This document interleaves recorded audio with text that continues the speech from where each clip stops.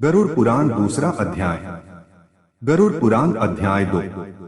मृत्यु के बाद मरणासन्न व्यक्ति के कल्याण के लिए किए जाने वाले कर्म।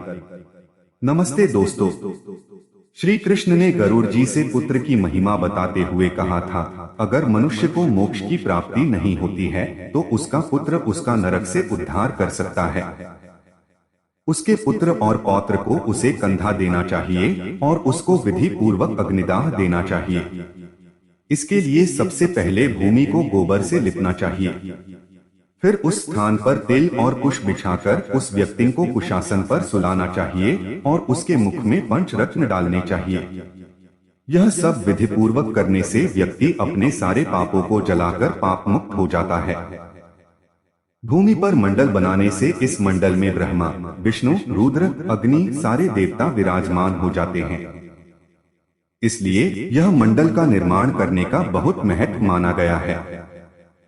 अगर भूमि पर मंडल का निर्माण नहीं किया हो और उस पर व्यक्ति प्राण त्याग कर देता है तो उसे दूसरी योनि प्राप्त नहीं होती। उसकी आत्मा हवा के साथ भटकती रहती है।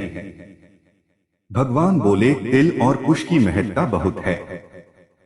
तिल को बहुत पवित्र माना गया है क्योंकि तिल की उत्पत्ति मेरे पसीने से हुई है। तिल के प्रयोग से असुर, दानव और दैत्य को भगा सकते हैं। एक तिल का दान करने से स्वर्ण के 32 सेर तिल के दान के बराबर माना जाता है।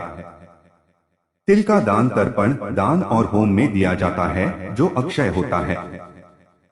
कुश की उत्पत्ति मेरे शरीर के रोमों से हुई है। कुश के मूल में ब्रह्मा, विष्णु और शिव है। यह तीनों देव कुश में प्रतिष्ठित है। कुश की आवश्यकता देवताओं की तृप्ति के लिए है और तिल की आवश्यकता पितरियों की तृप्ति के लिए है। श्राद्ध की विधि के अनुसार ही मनुष्य ब्रह्मा, विष्णु और पितृजनों को संतृप्त कर सकता है। ब्राह्मण मंत्र, कुश, अग्नि तथा तुलसी का बार बार उपयोग करने से भी वह बासी नहीं होते। संसार में लोगों के मुक्ति प्रदान करने के साधनों में विष्णु एकादशी व्रत, गीता, तुलसी, ब्राह्मण और गौ का समावेश होता है। मृत्यु काल के समय मरण पामे हुए व्यक्ति के दोनों हाथों में कुश को रखा जाता है, जिससे व्यक्ति को विष्णुलोक की प्राप्ति होती है। पितृ को लवणरस अति प्रिय होता है और इसे स्वर्ग की प्राप्ति होती है। इसीलिए भगवान विष्णु से शरीर से उत्पन्न हुए लवणरस का भी दान करना चाहिए। किसी व्यक्ति के लिए स्वर्ग के द्वार खोलने के लिए लवण का दान करने का बहुत महत्व है। उसके पास तुलसी का वृक्ष और शालग्राम की शिला को भी लाकर रखना चाहिए। उसके बाद विधि पूर्वक सूत्रों का पाठ करने से मनुष्य की मृत्यु मुक्तिदायक होती है। तत्पश्चात मरे हुए व्यक्ति के शरीर के विभिन्न स्थानों में सोने की शलाकाओं को रचने की विधि की जाती है, जिसमें एक शलाका मुख, एक शलाका नाक के दोनों छिद्रों, दो शलाकाएं नेत्र और कान और एक शलाका लिंग तथा एक शलाका उसके ब्रह्मांड में रखनी चाहिए। व्यक्ति के दोनों हाथ और कंठ के भाग में तुलसी को रखा जाता है। उसके बाद व्यक्ति के शव को 2 वस्त्रों से आच्छादित करके कुमकुम और अक्षत से पूजन करे। उसके बाद उस पे पुष्पों की माला चढ़ाई जाती है। तदंतर उसे बंधु बांधवों और पुत्र के साथ अन्य द्वार से ले जाएं। पुत्र को अपने बंधावों के साथ मिलकर मरे हुए पिता के शव को कंधे पर रख स्वयं ले जाना चाहिए। शव को शमशान ले जाकर पहले से ना जली हुई भूमि पर पूर्वाभिमुख या उत्तराभिमुख चिता का निर्माण कराएं। चिता बनाने में चंदन, तुलसी तथा पलाश और लकड़ी का प्रयोग करना चाहिए। जब शव की इंद्रियों का समूह व्याकुल हो और शरीर उसका जड़ीभूत हो, तब शरीर से प्राण निकलकर यमराज के दूतों के साथ जाने लगते हैं। दुरात्मा प्राणी को यमदूत अपने पाशबंधों से जकड़कर मरते हैं।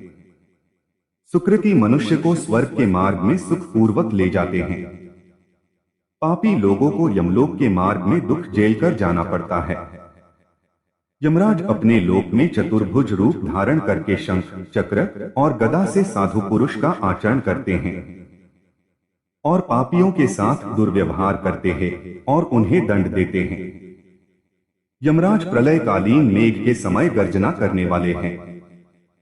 वह बहुत बड़े भैंस पर सवार होते हैं। उनका स्वरूप अत्यंत भयंकर है और स्वभाव से महाक्रोधी है। यमराज का रूप भीमकाय है और वह अपने हाथों में लोहे का दंड और पाश धारण करते हैं। पापी लोग उनके मुख तथा नेत्रों को देखने से ही डर जाते हैं। प्राणों से मुक्त चेष्टाहीन शरीर को देखने से मन में घृणा उत्पन्न होती है। वह तुरंत ही अस्पृश्य तथा दुर्गंधयुक्त होकर सभी प्रकार से निंदित हो जाता है। शरीर अंत में राख में परिवर्तित हो जाता है। शरीर क्षण भर में विध्वंस हो जाता है। ऐसे शरीर से उत्पन्न होने वाले चित्त का दान, आदर पूर्वक वाणी, कीर्ति, धर्म, आयु और परोपकार ही सारभूत है। यमदूत प्राणी को यमलोक के मार्ग में अत्यंत भय दिखाते हैं और डांटकर कहते हैं कि तुझे यमराज के घर जाना है और जल्द ही तुम नरक में पहुंचोगे। पापी उस समय ऐसी वाणी सुनते हुए और अपने बंधुओं का रुदन सुनते हुए विलाप करता हुआ यमलोक पहुंचता है। हम आशा करते हैं यह कहानी आपको अच्छा लगा होगा। अंत तक बने रहने के लिए आपका धन्यवाद। अगला वीडियो जल्दी ही मिलेगा। वीडियो को पसंद आए लाइक करें, शेयर करें और हमारे चैनल को सब्सक्राइब करें।